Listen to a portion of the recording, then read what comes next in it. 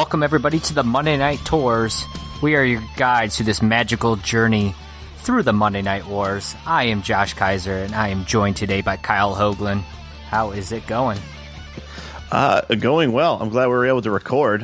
We kind of over here. I know for you, we live nearby. For people that don't know that, we don't live too far away from each other. But where I'm from, we usually record. We were going to record yesterday. We couldn't because we had I don't even know what it was, but it was a power outage for near 12 hours of the whole damn day. I'm not sure if it was weather related or if somebody was messing with something maintenance wise, but it's glad to finally have the house back at normal temperature again. Yeah, I'd say so. And from what I read, there was a storm that actually when we recorded last time and it kind of shit all kinds of snow and rain and stuff. It was a really nasty storm we had the week before. Apparently that did some damage to your guys' power lines, and then the electric company had to go out and fix it, and it took them a lot longer to do it than they anticipated. Or it seemed like they were working on it, and then they fucked up more stuff while they were trying to fix it. And because the way it was supposed to work was they were supposed to go to generator power, so then they could work on the power lines. The generator power failed, and then while they were fixing the power line, they screwed up something else, which the downtime was supposed to be 3 hours, and it being 12. So yeah, not a good day to be an Amerstonian. Let's put it that way. No, it's not. And I would say it's not a good day to be a Winston-Salemite because at least back on March 11th, 1996, Kyle, because that's what we're doing. We're breaking down the Nitros and Raw from that March 11th, 1996 date.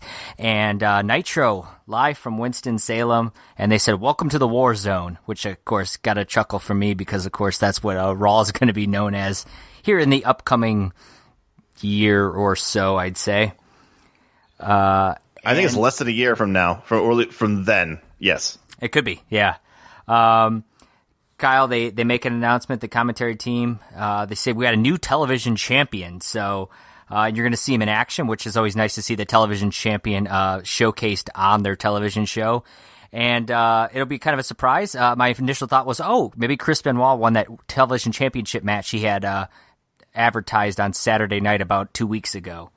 Well, the only reason my only thought was if they're going to go out and announce that they have a new television champion, because clearly no one gives a shit that there's a new television champion unless the champion is worth noting, like someone that's going to be on Nitro, so you might as well explain it. So I thought maybe Chris Benoit because he is kind of on Nitro, but I was actually thinking somebody maybe a little bit bigger, someone who's maybe an Alex Wright or an Eddie Guerrero, somebody that would be that's a guy I know who's on Monday Nitro very often. But I was also very surprised for who it actually ended up being.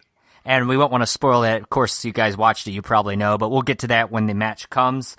They also, commentary team lets us know, Kyle, we got the Nasty Boys versus the Road Warriors in action, and a highly anticipated 6-man double strap lumberjack match, which when they announced it, I said, well, that sounds about as convoluted as fuck as a match I've ever heard. And secondly, I don't think anybody was talking about it or the highly anticipated. I don't know. Maybe I wasn't watching TNT television and they weren't mentioning it in all the commercials or whatever. Hyping it all the way up, leading up to that day or something. Yeah. And we got Pepe wearing a colorful pointy hat and shirt. Kyle, I've come to the conclusion that they just don't care anymore. They're just giving a new costume every week, and they don't even bother explaining it. I wasn't sure if he was the Sandman or a wizard, or I couldn't really tell. I think it was a wizard. Very possible, Kyle. And then moving into our opening match for the night, we got Hacksaw Jim Duggan versus the Giant. And as the Giant comes out, the commentary team, Kyle, makes the announcement, this is the biggest man in sports today, which got me questioning what all this Loch Ness push was recently. I'm like, well, that's kind of strange. It looks like the Giant is back to being the biggest man in sports. What I also thought was strange, too, is that I'm pretty sure they're flat out lying how tall he is. I don't think the Giant was ever 7'4". That is extremely tall. I understand that the Giant, Paul White, Big Show is a tall man, and I think the tallest he was ever billed in the WWE was 7'1", and so I don't think he shrunk 3 inches in the 2 years that he was, from WCW over to WWE. So I don't think he's 7'4". I agree the 440. I think he's been there before. Sure. But he was always a very kind of, I wouldn't say he was a gigantic man in WCW. He was a tall man that looked like, decently built, but he also had a little bit of I wouldn't say thinness. I don't know how I'm trying to say this, but no, I know he never seemed like a bulky, gigantic, broad man. He just seemed like a large man. He was, for what it's worth, listed at 7 foot. So yeah, they had exaggerated him at least 4 inches there. I mean, we've all been there, right, guys? Hey, now. And then, of course, Kyle, we got Jim Duggan, who comes from a long line of Irish taped fist champions, which I did not know was a thing. And also, I mean, his dad, right, was an Irish taped fist champion. Apparently. Okay. Well, the match, Kyle, I gotta say is there's not much to talk about with this match, except during the match, I noticed a sign in the crowd that says, like, it's got a number or something that says, call Brian the Pill or something like that. I'm like, thought it was strange. And then Bischoff and the commentary team start talking about what is happening at ringside, and I can't really tell that anything's happening at ringside. And then Bischoff says, oh, that's Brian Pillman. Get him out of here. He's not supposed to be here. And he basically gets off the commentary. He leaves the commentary for a second to get security to kick Pillman out of there. Apparently, Pillman is kicked out of there, Kyle. I don't know about you, but I couldn't tell at all what was happening, and I didn't see Pillman. Did you? I did see Pillman because I saw the security pulling him away. So yes, Pillman was in the crowd near the sign. He gave the sign to a bunch of people to hold up. And for those who don't understand, like, the whole thing behind this is around the time where Pillman is kayfabe fired. I think what was supposed to... He was actually legitimately fired, but it was a kayfabe with him and Bischoff. Bischoff's like, let's run the storyline that you're a loose cannon, and Canyon's not yet here. Okay, right. So we're gonna fire you, and Pillman goes, no, you got to really fire me. And Bischoff's like, okay. So he really fired him to kind of get the boys talking. And then he does these kind of run-in things now. Eventually he's going to sign with ECW with the plan of coming back. And then he just says, fuck it, and goes to WWF. So it kind of backfired in the long run. Right, yeah, that's exactly what happened. Unfortunately, I also think it kind of backfires on Pillman, as he obviously is only in the company for about a year before his passing. Yeah. And I got to say, Kyle, Duggan might not be the most technically sound wrestler, but the dude is over with this crowd. They're loving themselves some Duggan. Being the tape fish, the prestigious long lineage of tape fish champions, Kyle, Duggan's going to grab that duct tape that's holding the mat to the concrete on the outside. He's going to grab a lot of it and tape it around his fist. And he's going to throw 3 big fists that's going to actually knock the Giant down. And the ref is totally fine with this. Yeah, totally fine. And that's why I was trying to figure out, I'm like, is our tape fists like just allowed? But then again, Randy Anderson also let the Giant just pick him up and move him out of the way. So I guess, like, you can touch a ref, you can punch with duct tape. It really doesn't matter. I think it really depends on the ref and the given day. Pretty much. Of course, Jimmy Hart's going to eventually get up on the apron. Duggan's going to kind of get distracted by him, turn around and get a choke slam. The Giant's going to win this one. I gave this a 1.5 stars, Kyle, because the refereeing in it is I can't deal with that shit.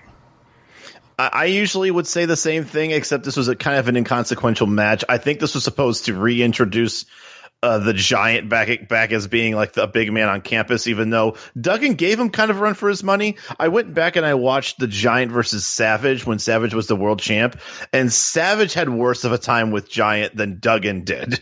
Like, Duggan actually kind of held his own for the 6 minutes. I think this match went for. Duggan is nearly winning every match he's in until Jimmy Hart interferes. Exactly. Duggan is about as bulletproof in WCW as anybody, really. Like, if nobody interferes, Duggan wins most matches. And I was actually shockingly entertained by this. It was a crappy match, but from an entertainment standpoint, the crowd was into it. Duggan was hilarious. I think just some of the spots where, like, he was able to knock him down, he jumps up in the air with his 2 fists in the air. It was kind of funny. I actually gave it 2 stars just for the even though it was a crap match. I think the beating was an art form. I thought the entertainment value was decent, so I actually gave it 2 stars. Fair enough. After the match, Kyle, they reiterate one more time that the Giant is the biggest man in sports. So he has fists like a '63 Chevy car doors.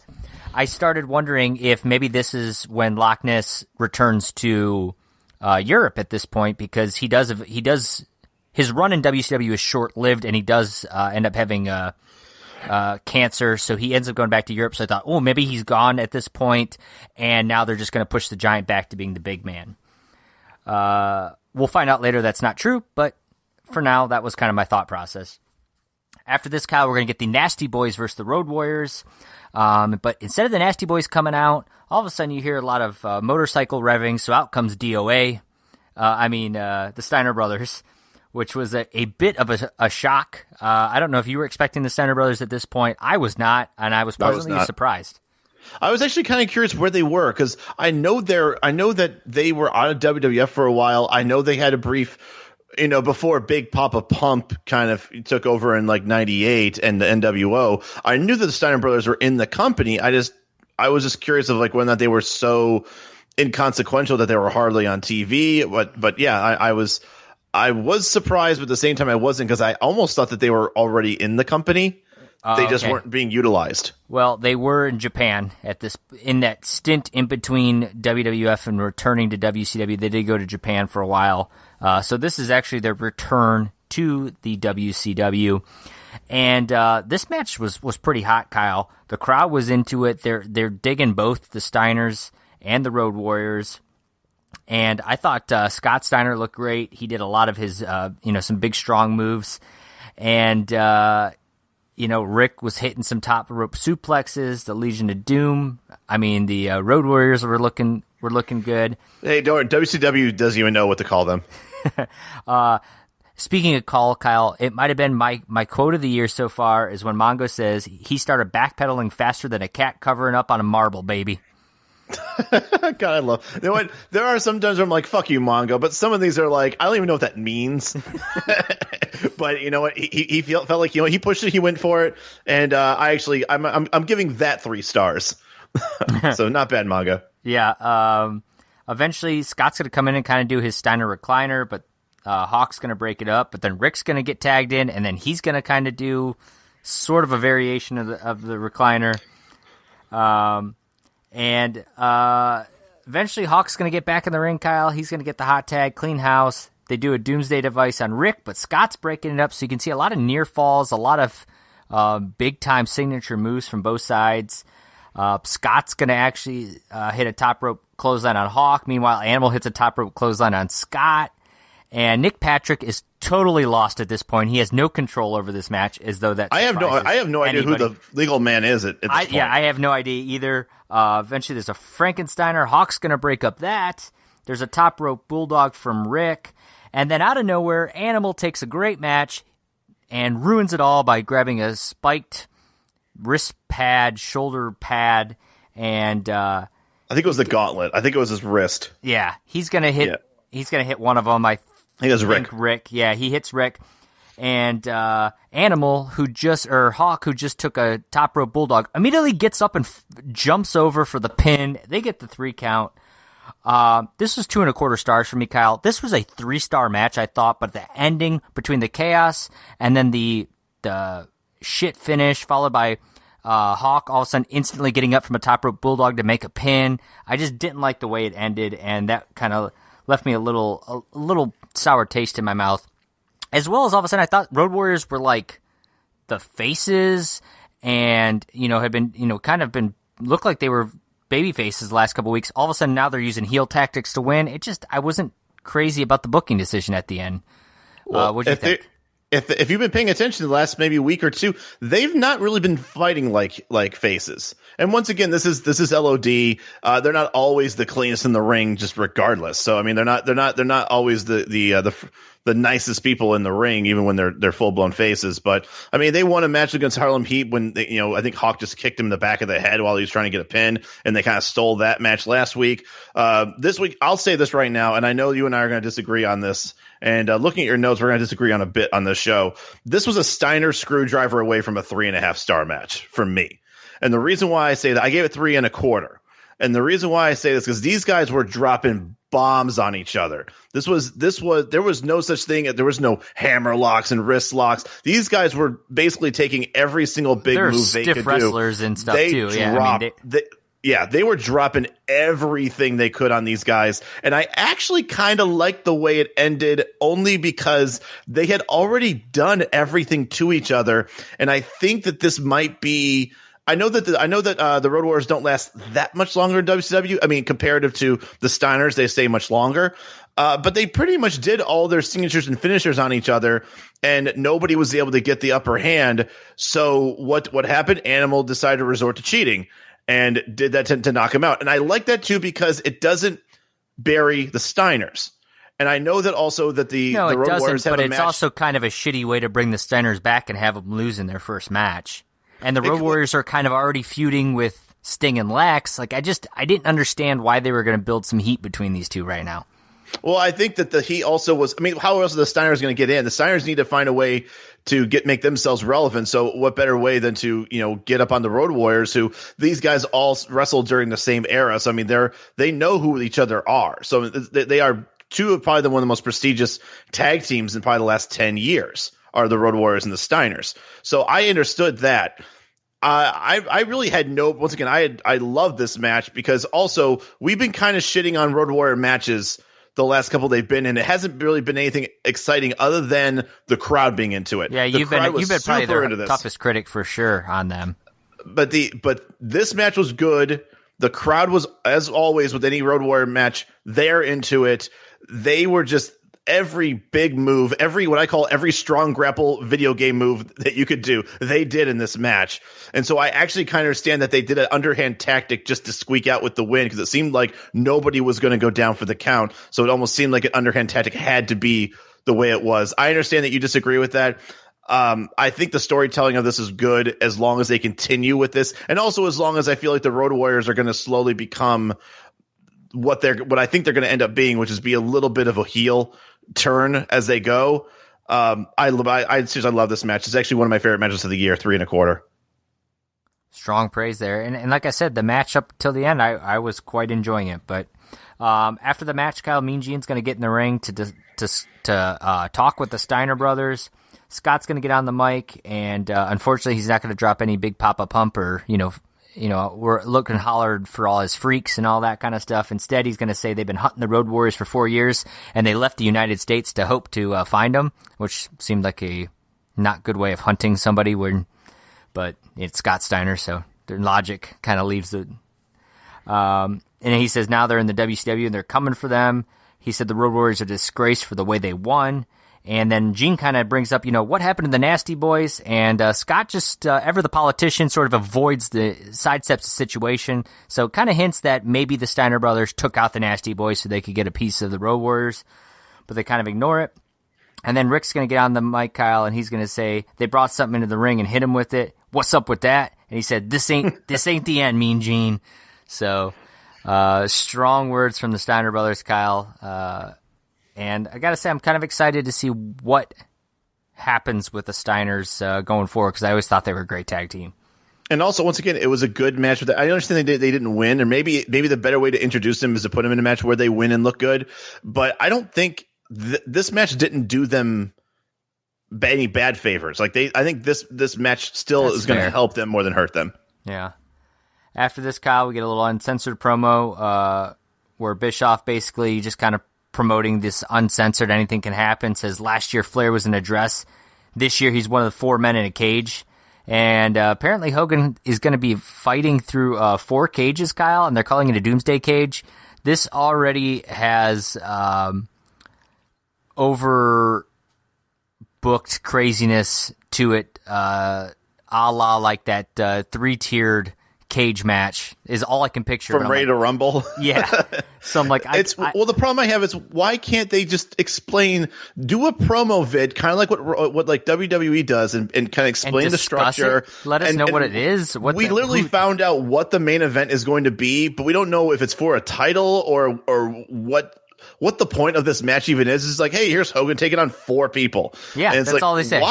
Why? why is Hogan doing this? Like, right.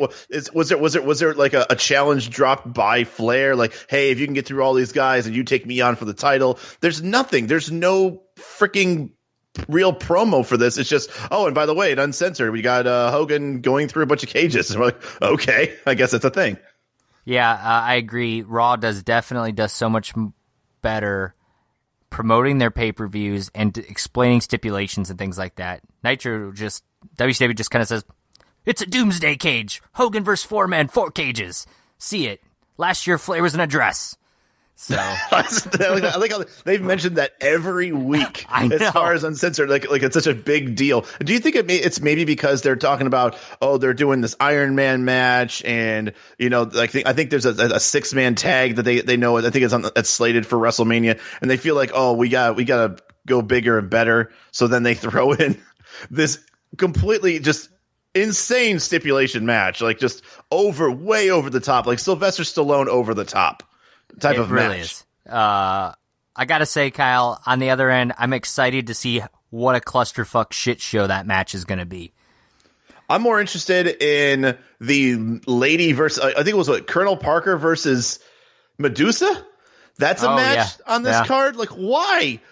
I understand that Sherry is feuding, but why is Colonel Parker? There's no explanation. Just like, and there's this and this and this. We're like, why, and why? Why is any of this a thing? Apparently Saturday Night's going to explain all of this. Is the only thing I can understand. The only storyline we know of in any way, shape, or form is Sting Lex versus the Road Warriors at this point. Right, exactly.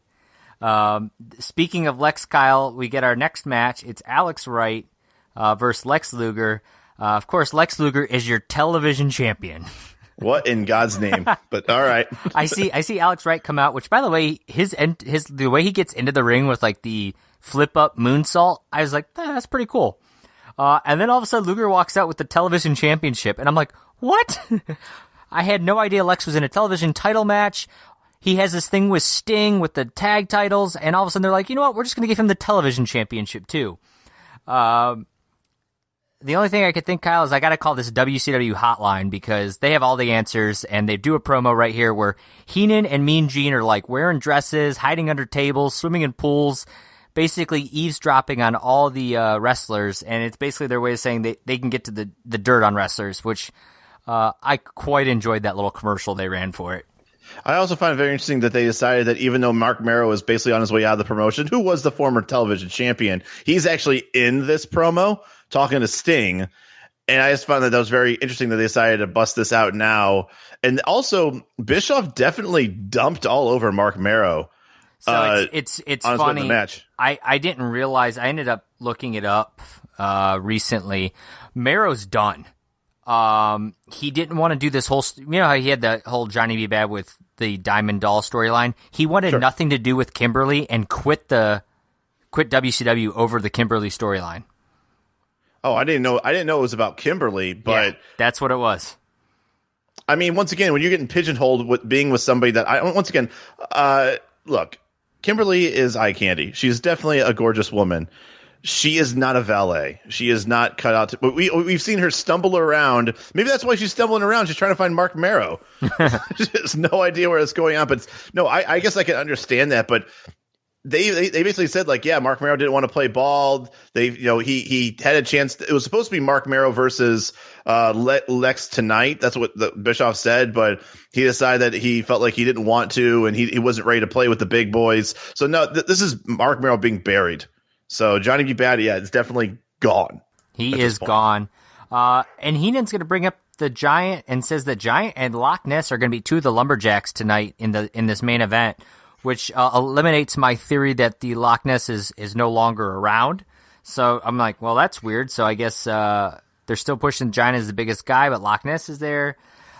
Bischoff, of course, says there's a war to happen, and that can't happen. And I'm like, why is there going to be a war? The Giant and Loch Ness are both part of the Dungeon of Doom. I'm very confused why they think that's going to be an issue.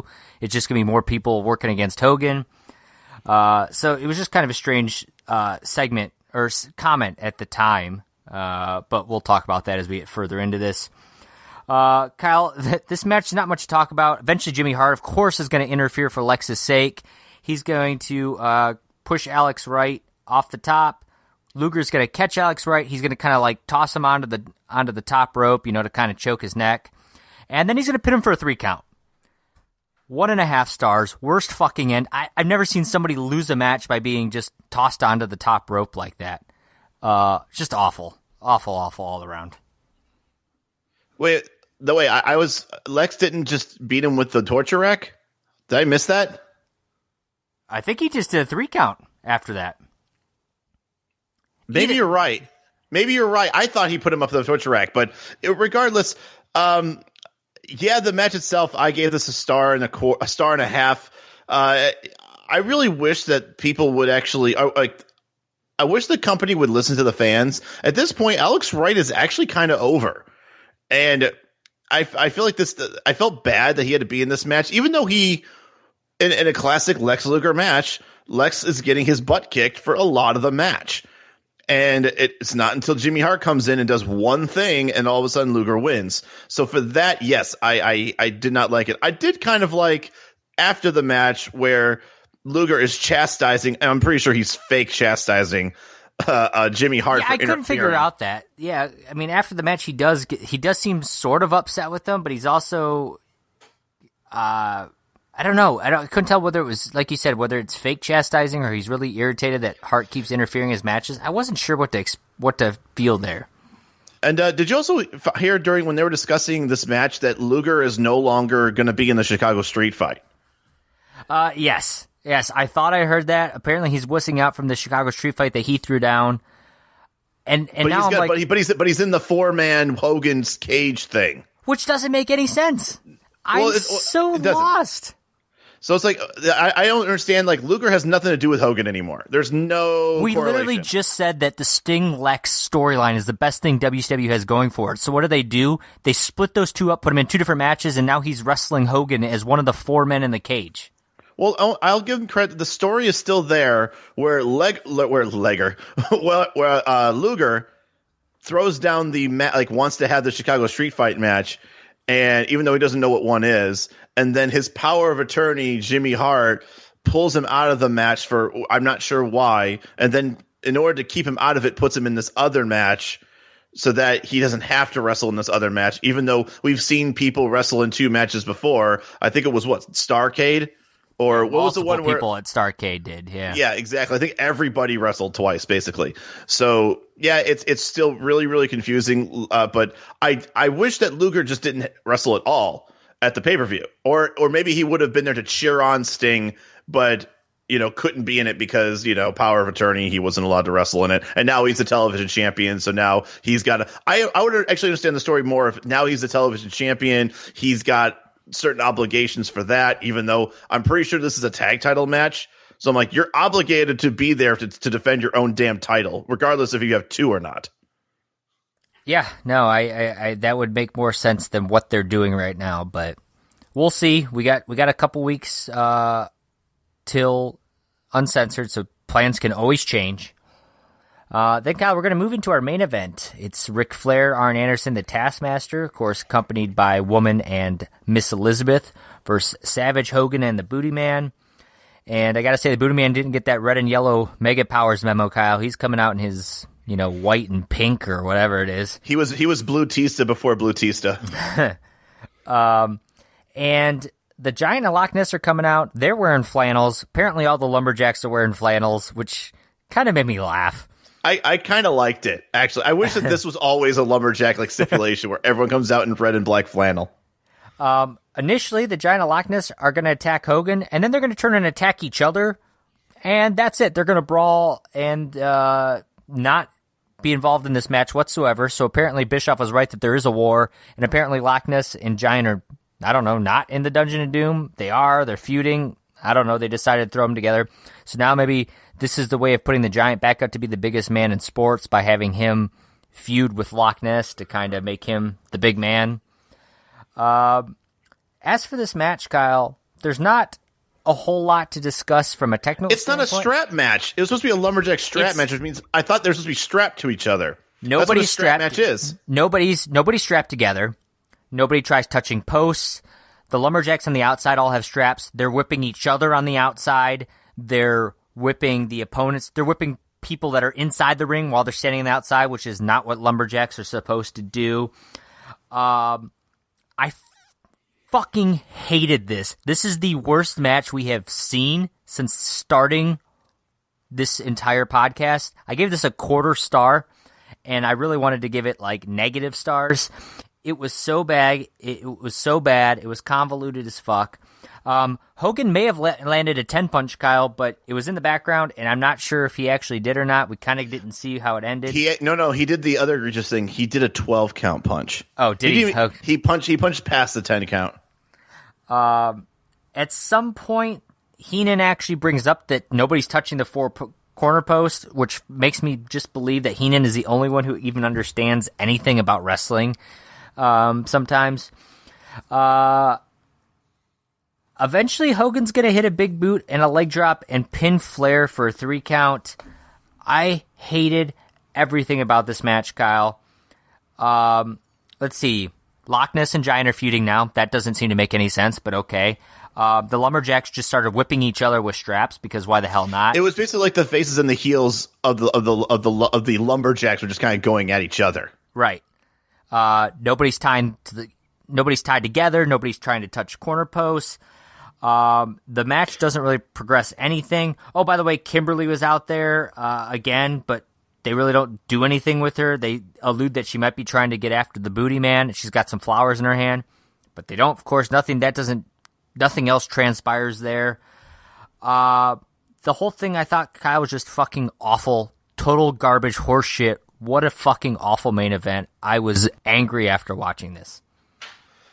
I actually really liked it. No, I didn't. I just waiting for you to. I was going to say, what? No, I have here half star, and it's half star reserved that if Kimberly never ever actually valets for the booty man, then it's a quarter star.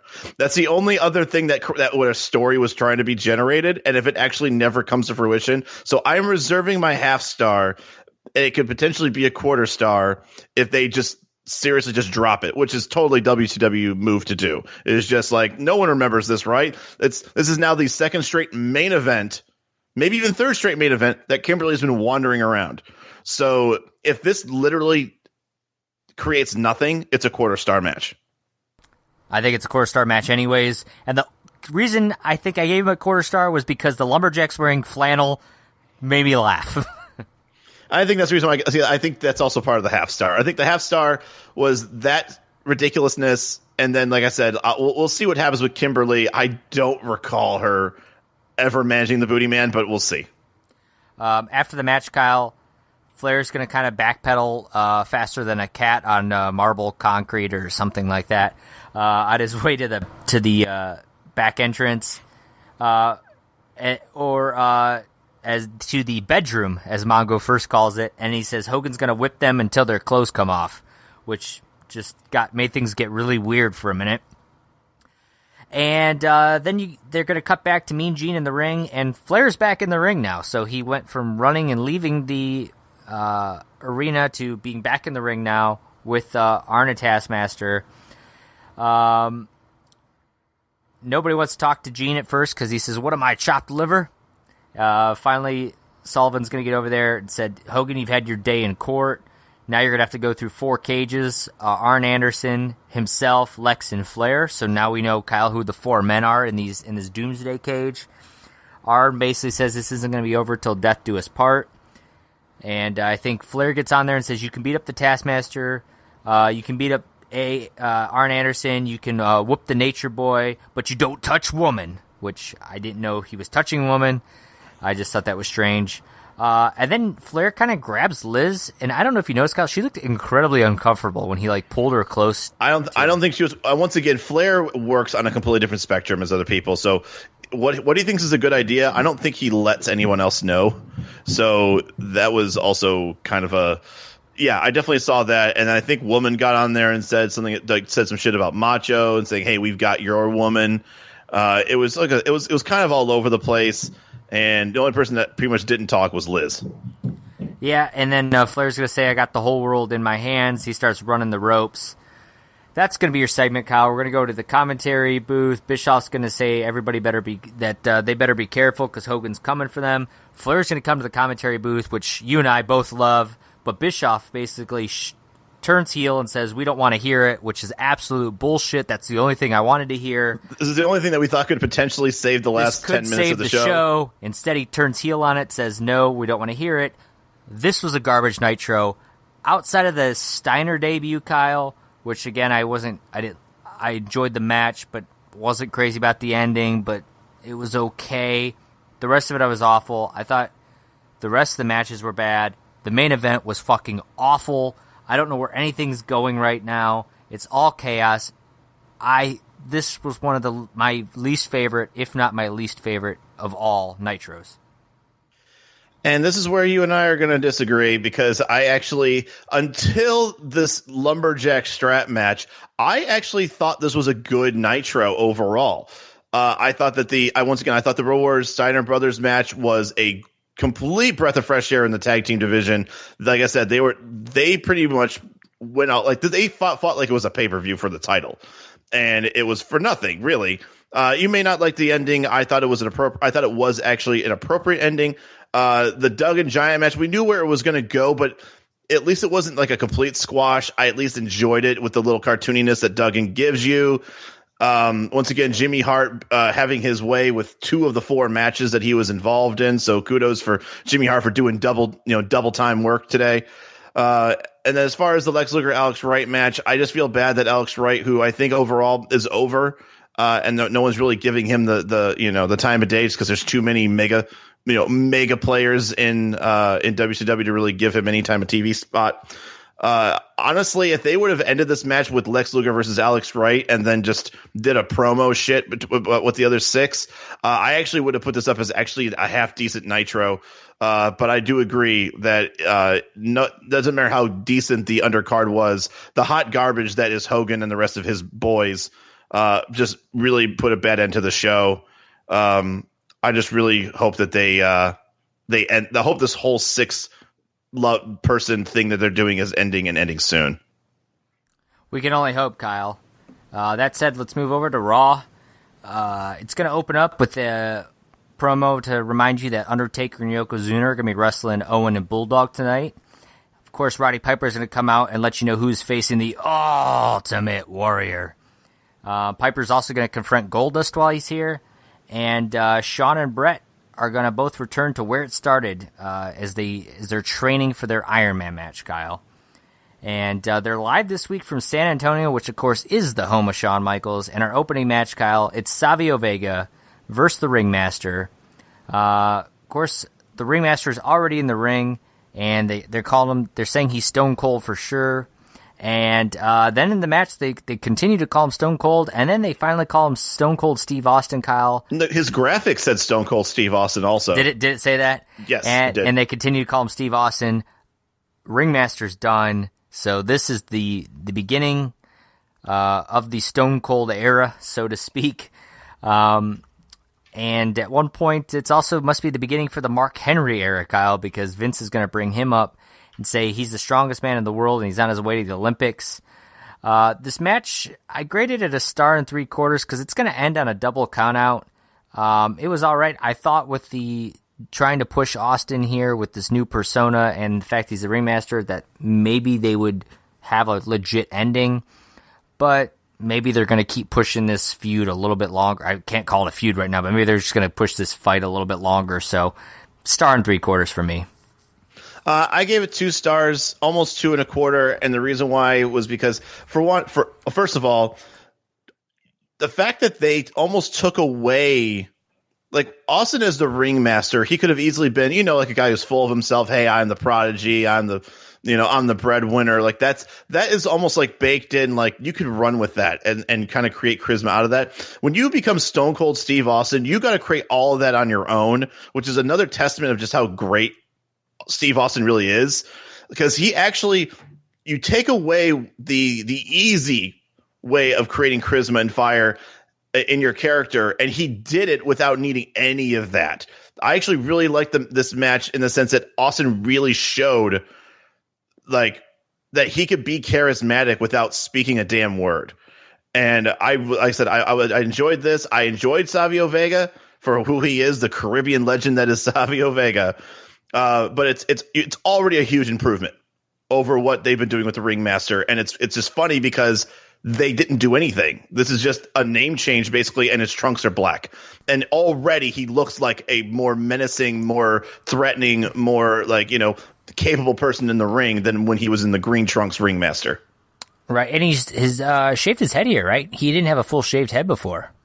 I think he had. I think it was shortened. Right. But yes, I think when we first were introduced to him, he had basically had I wouldn't say a full head of hair, but he had like a crew cut. Like a crew cut or something, but now it's gone. And then the last time we saw him, it was shorter, but wasn't totally gone. And then, yes, now it's completely bald. Yeah, so we'll see how his push goes. You'll never know. We'll see what happens with Stone Cold Steve Austin. Where right. the jury's out. He's still out. Maybe he'll have a career ahead of him now. We'll see. They're going to talk about that tag team tournament, Kyle, that we've got going on. Of course, Razor and Savio Vega, one of the teams that have won their initial match in the tournament. British Bulldog and Owen Hart have won their match, and the Godwins, Kyle. So the New Rockers already lost in their opening debut match, which we kind of talked about last week. That we thought was it last week or 2 weeks ago that we talked about that? I think it was 2 weeks ago that they figured that if it was the Godwins versus the Rockers, we thought the Godwins would take that.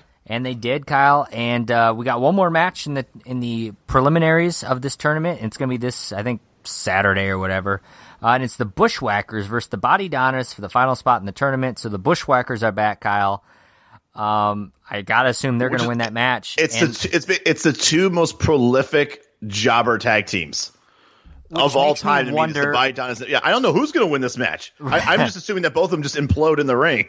Which it's just like, why not have the New Rockers wrestle the Bushwhackers or the Body Donnas and have the Godwins wrestle the other ones, and then you could have the New Rockers get a little bit of a push here. Shit, they killed that tag team before it even started. I don't even know if the Body Donnas or the Bushwhackers know how to make a pin. I don't think I've ever seen them win a match. Well, we're gonna find out who won that one and who's gonna job in the next round of this tournament. After that, Kyle, we're going to get Goldust is going to come out. It was supposed to be apparently Roddy Piper, but Goldust is going to steal his spotlight. And we're going to come back from commercial to let you know that Doc Hendricks is selling WrestleMania 12 denim jackets that have Diesel, Taker's, Shawn Michaels, and Bret Hart's pictures on them. Hey, he also has a new nickname. It's Handsome Doc Hendricks. That is true, and handsome he is. So with Goldust in the ring, Kyle, out comes a very nettled-looking Piper, if I may use your word. Thank you. But Vince McMahon's in the ring, Kyle. He's going to play mediator in this whole discussion. And Piper's going to go on there. He calls Goldust a fruitcake, and he said he's got a Phyllis Diller haircut. He calls him a transvestite, and he says he's got days in curtains for a robe. So nothing but nice things. And a lot of harsh words from Piper here. And he may have hinted that Goldust did turn tricks in Hollywood by saying he earned some quarters in the alleys of Hollywood. And Piper's going to say he beat Adrian Adonis with a baseball bat, so these mind games that Goldust is playing are not fooling anyone. He says Goldust is a great athlete, and then says that he's a lesbian. So I don't know. I'm not sure why. I was on board with this entire shoot until Piper's like, "Hey, I'm a lesbian." Like, what? He totally stole Ellen DeGeneres' thunder there. Yeah, I don't know what he was doing there, but you're right. It was a pretty good promo, and then he dropped that. I was like, well, all right. But he does say that the Intercontinental title is something that you should be proud of, and that Goldust is not treating it the way it should be treated, which is fair. So Goldust is going to respond, Kyle, and he's going to open up with a Patriots game quote, which apparently Jerry Lawler loves because he speaks up and says, "What a great movie." And then Goldust is going to get on his knees and make things weird, telling Piper he's ready to bring him down to earth, and he's going to try to look up that kilt, as one would do. Then, of course, Piper's going to pull him back up. They're going to get face-to-face. Goldust is going to touch himself, lick himself seductively, and he's going to get shoved. Goldust is going to slap Piper, and then Piper's going to punch back and say, "You want a backlot fight? You got it. I'll make a man out of you." So that's your segment, Kyle. What did you think about this Goldust Piper situation? I did enjoy it. I still am totally impressed that they made this out of nothing. I didn't even understand why the backlot was even like mentioned. Like I felt like it wasn't ever even spoken of. And then all of a sudden, Piper's like, "You want a backlot match?" I'm like, wait, what? Did he want a backlot match? But then I think Goldust did say something like, "Hey, why don't you come to my backlot?" He was basically making it about buttholes. And then so Piper just turned it into, "Okay, you want to go to do something in the backlot? Then let's fight." And I'm like, all right. I had to watch this. As cringy as this was, I went back and watched it twice. Just so I'm like, did I miss something? But no, actually, I didn't. Because for a while, like, Goldust talks so seductively and kind of soft. It's like Psycho Sid, but gay. And I couldn't really make heads or tails of everything he said. But he did mention something about the backlot, that he's inviting him to his backlot. And then Piper responds with backlot brawl. And then Vince is like, all right, backlot brawl it is. And so that's where we're at. I did enjoy the overall the shoot. It's kind of funny how Piper as president is kind of doing that. Like, people just start talking about something and he'll just make a match out of it. Like Shawn and Brett were like, "Look who's more in shape and condition. I got these abs. Well, I'm just better conditioned. You know what? Fuck you guys. Our match between the both of you." And then Goldust says something about, "You want to be my backlot?" And he goes, "You know what? Fuck you. Backlot brawl match for us." It's very Caesar-like. Just like he hears something, he's just like, "Both of you into the pit. Fight for me right now." So I'm looking forward to what else they're going to say. Like, somebody else is going to make a comment like, "Bob, how I like cantaloupes. I know I like bananas. We're having a cantaloupe banana match." So we come back from a commercial, Kyle, and they replay exactly what just happened before commercial, which I always hated. I don't understand why they do that, like, right back to back like that. At least wait a segment or two, but they show that. And then we're going to get the Godwins wrestling up against Alex Porto and Jerry Mead. And they showed a couple big women in the crowd, who must be Godwin fans, which just, I always laugh when they cut to those fans in the crowd. Especially when they like openly like show disgust, like, and then we have some people that go like, ugh. They just kind of like, I'm like, even Vince does it sometimes. Oh yeah, he does. Not much to say about this match. At one point, Phineas loses his mind for a second and starts mule kicking the air. But Henry Godwin's going to calm him down. There's going to be a slop drop, 3 count. I gave this 1.5 stars. It was a squash match, and it wasn't a double strap 6-man tag lumberjack match. So for that, it's already better. I agree. I gave a star and 3/4. A minute is all I really wanted for this match. I really hope it was going to go any further. Yeah, it was fine. I mean, nothing really to complain about. Just kind of pushing the Godwins as a tag team. It was good to see Midian. It's the first time I think we've seen him on Raw. They've wrestled once before. Oh, I didn't know that they were on Raw fighting though. Yeah, we watched them wrestle the Body Donnas. Remember? Oh yeah, you're right. I'm sorry. And then they also had, was it Randall or something? That like bloodhound that has gigantic balls. Oh yeah. He was also there with Hillbilly Jim. So who, by the way, the whole gang was there. Hillbilly Jim inducted in the 2018 Hall of Fame class. So congratulations out to Hillbilly Jim. Well deserved. Actually, honestly, I think he for a character, I liked him. I think it was one of those things I was just like, oh, I thought Hillbilly Jim might have got elected in there 10 years ago or 15 years ago or something. So, well. After this, we're going to get our Tycho RC Maximum Heat promo, Kyle, which is for the Iron Man match. You're going to see both guys training. They're going to show Shawn in his home in San Antonio. He's hanging out at the Alamo. Jose Laferio, of course, his trainer, shown. And they show a training montage with Shawn and Jose as Shawn kind of discusses the match. And then, of course, we're going to go over to Calgary where Brett's there and says Shawn may have the speed, but it's tough in Canada wrestling.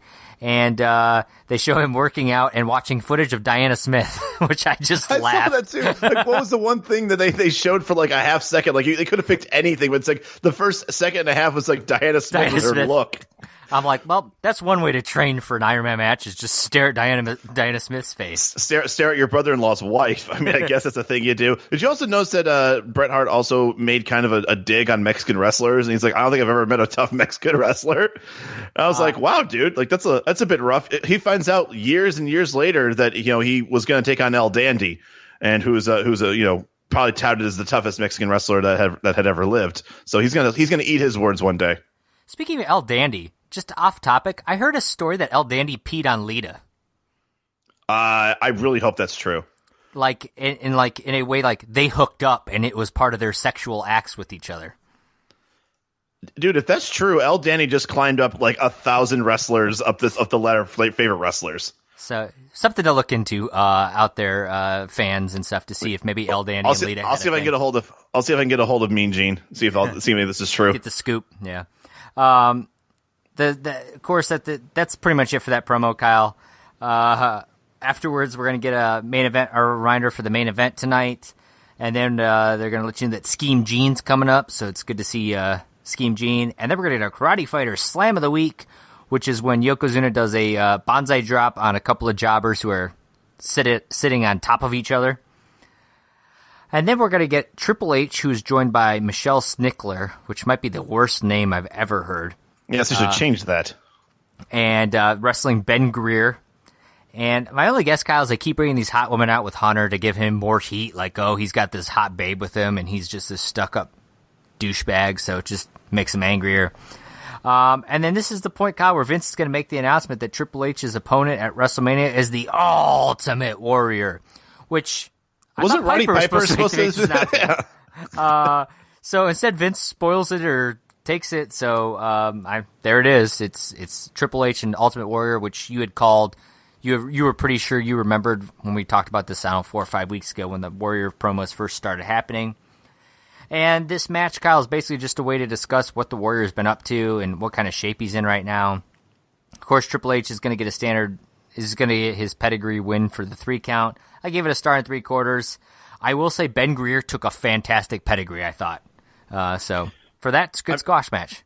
It's not like the guy who took it like it was a pile driver, who I think he's still trying to sue WWE.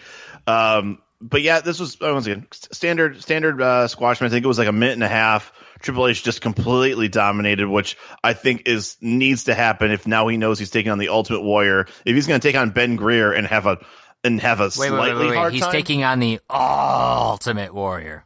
I'll let you do that. But yeah, it wouldn't make sense for Triple H to struggle in any way, shape, or form right now because of who he's going to have to face. Everything is going to have to be a complete squash at this point, and I'm glad it was for this. So I gave it also a star and 3/4.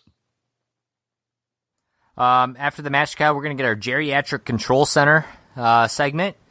Scheme Gene's there. He says he can't wait for WrestleMania, and it's going to be the Huckster versus the Nacho Man on the free-for-all. So apparently this is a build-up for WrestleMania, Kyle. This whole Huckster, Nacho Man, Billionaire Ted thing. They do throw a couple stipulations. No handcuffs or ladies' shoes allowed at ringside. So it's going to be some tough stipulations. And they're going to cut to the Huckster, who's doing squats, and they basically have a bunch of cartoon sound effects. And needless to say, he's going to throw out his back. He needs oxygen during the training session, and he leaves in a walker. Then they're going to show the Nacho Man trying to get his hair to grow back, and ultimately he's going to spray paint the bald spot on his head. And they're going to let you know Billionaire Ted will be the special guest referee, Kyle, and you can call 1-900-LYING-BALDY for all exclusive info. This was a weaker segment for me as far as the Billionaire Ted skits go.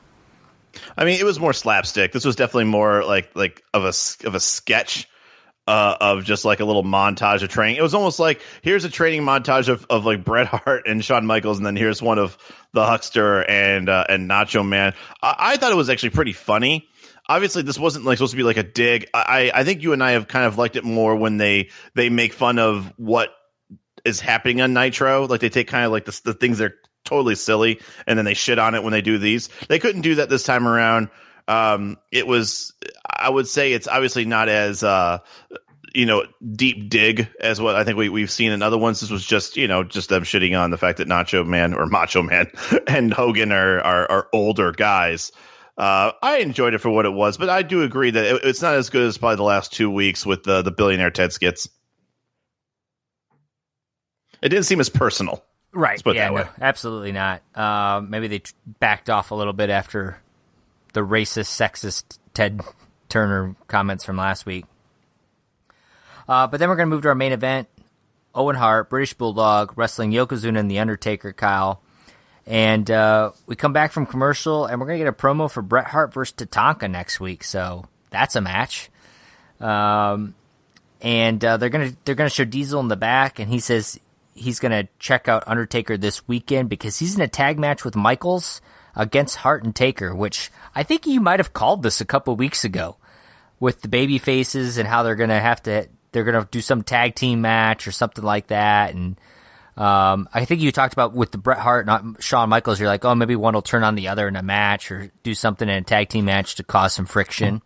Right. Something's going to have to happen where they're going to either have to be in matches against each other or with each other to at least create some sort of tension. We're only 3 weeks away.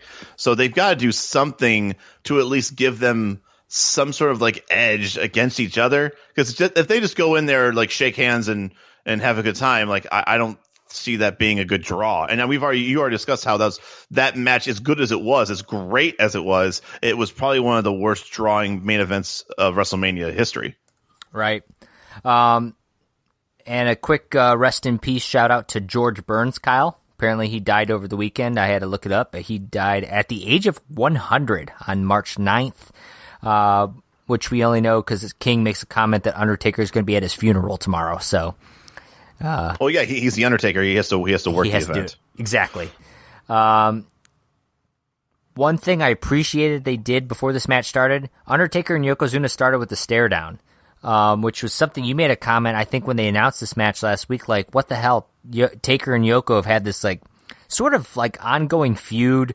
Yokozuna did, like, crush his face. Like, they never sort of really ended their feud, like, really had closure to it. So it was nice to see they at least acknowledged it before the match started. Right. But Camp Cornette's going to get the attack, so they don't have long to stare and think about the fact that they don't like each other. And Hebner's going to be okay with this, Kyle. All four men battling in the ring early on. Little Nick Patrick just kind of let them do their thing. Naturally, Kyle, Diesel's going to come out while Undertaker's in the ring, and he's going to attack Paul Bearer and leave him on the ground, which Undertaker at first misses until eventually he sees Paul Bearer lying on the ground. And I had to laugh at the moment where Paul Bearer looks like a beached whale lying on the ground, pointing towards Diesel in the back, flopping around. Which, of course, that's going to leave Taker to go chase him down, which leaves... And we know what's going to happen next. Yokozuna by himself, so, of course, Vader's going to come out there. You get a 3-on-1, and I think it's basically a DQ finish at this point.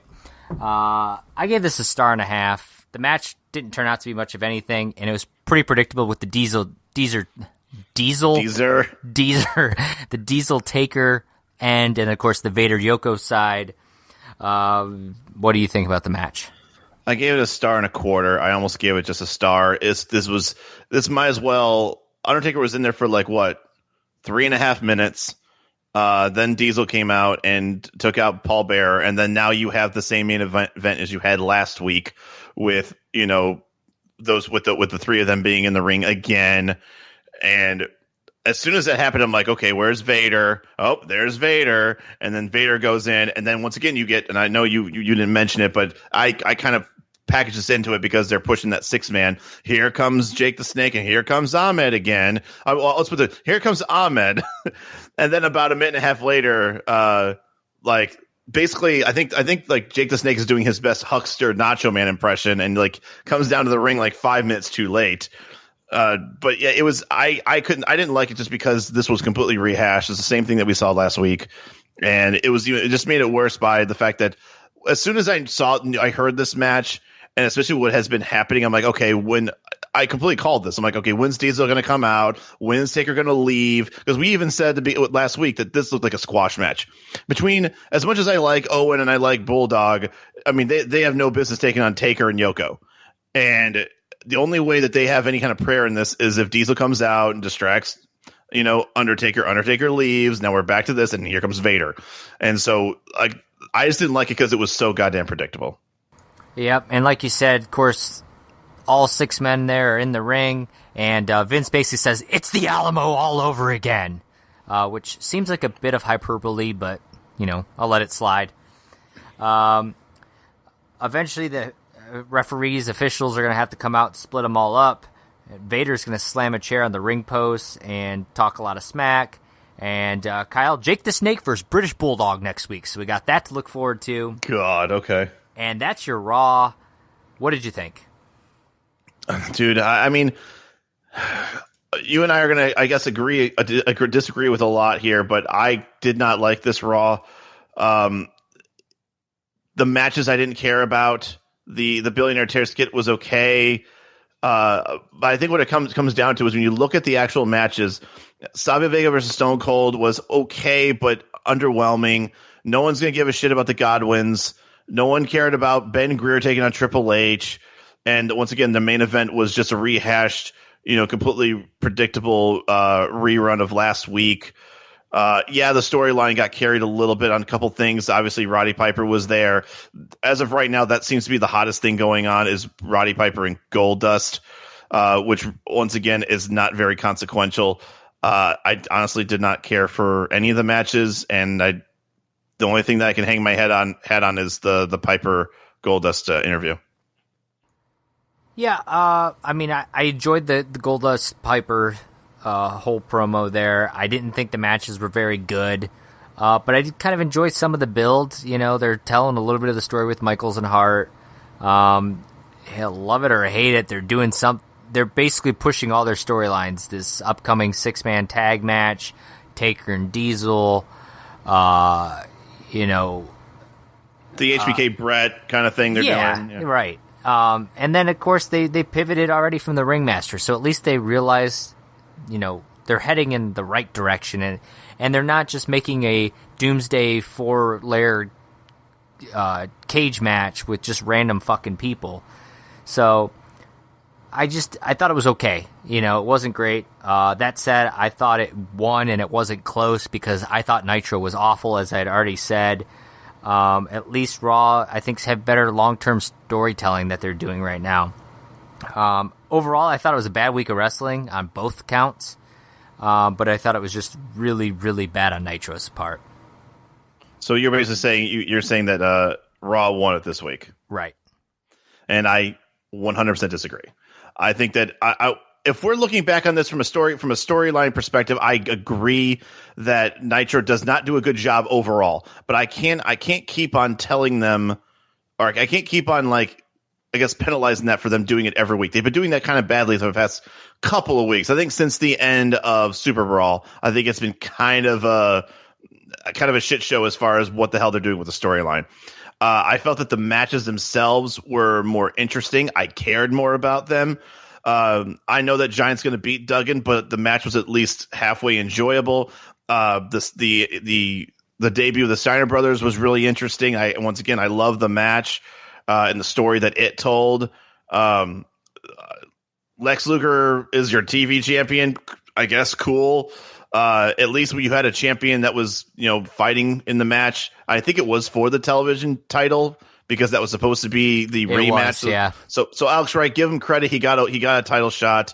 And once again, if I were to just remove the strap match, and I'm sure all of us pure wrestling fans would love to that match have never existed, because I do agree it was by far the worst thing we saw. My brain.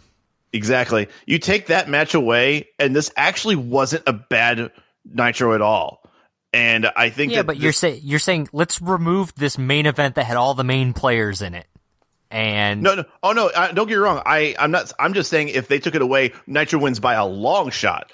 With this in it, I still think that from a entertainment perspective, maybe not so much the storyline being pushed forward, because right now I have no idea what the story is right now. I think it's just kind of, once again, all over the place. But I think from a wrestling show, I think Nitro edges out. I think from a story, yes, Raw is doing a better job, but they also have to. It's WrestleMania. They've got to build for something. Right now, Uncensored is kind of a train wreck to promote.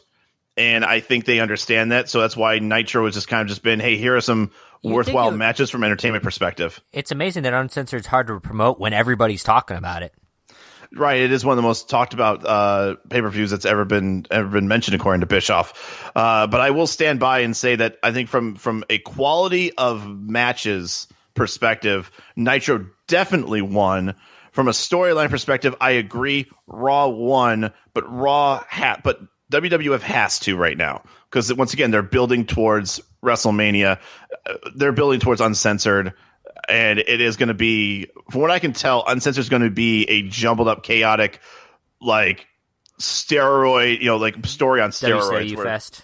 Yeah, it is. It's going to be a huge WCW Fest, and I'm actually kind of looking forward. I think this is the first pay-per-view that I'm kind of looking forward to seeing what happens, because I think that this pay-per-view is either going to be completely inconsequential, which means the matches will be fun, because I feel like when you put too much story in matches, especially in WCW, it ruins the matches. You know what I mean? Like, it makes where it becomes more about the story than the quality of the match.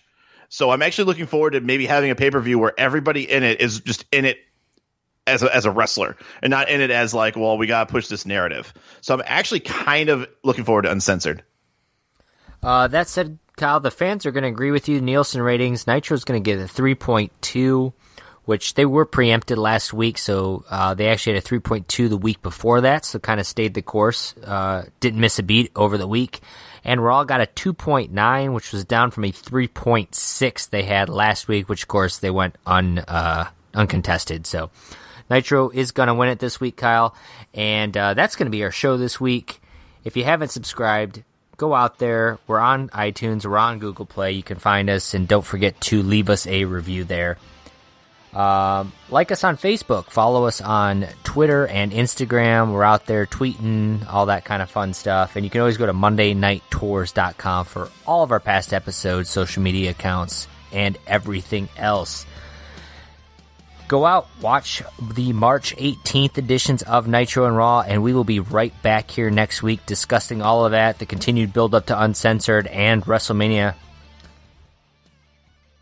For Kyle Hogan, I am Josh Kaiser, and we will see you guys next time on the Monday Night Tours. Have a good Tuesday. See ya.